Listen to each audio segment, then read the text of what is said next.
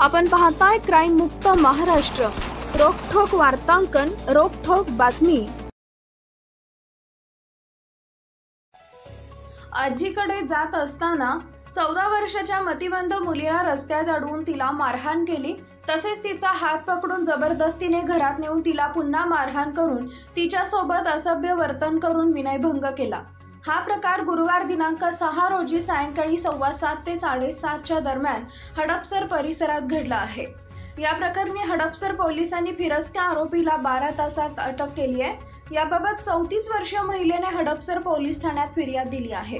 या प्रकरणी जीवा उर्फ जीवन मलिन थॉमस, वय वर्ष 47, राहणार गोंधळे नगर हडपसर, मूळ राहणार केरळ, याच्यावर भारतीय दंडविधान संहिता कलम 354, 354 अ, 341 सह पोक्सो कायद्याअंतर्गत गुन्हा दाखल करून अटक केली आहे।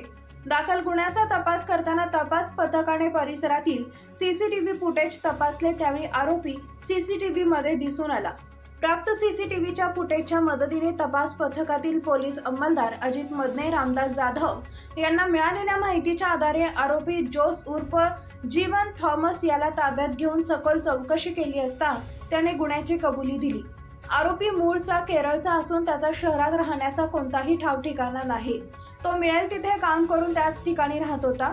पुढील तपास पोलीस उपनिरीक्षक दिगंबर सोनटक्के करत आहेत। ही कामगिरी पोलीस आयुक्त अमितेश कुमार, पोलीस सह आयुक्त प्रवीण पवार, अपर पोलीस आयुक्त पूर्व प्रादेशिक विभाग मनोज पाटील, पोलीस उपायुक्त आर राजा यांच्या मार्गदर्शनाखाली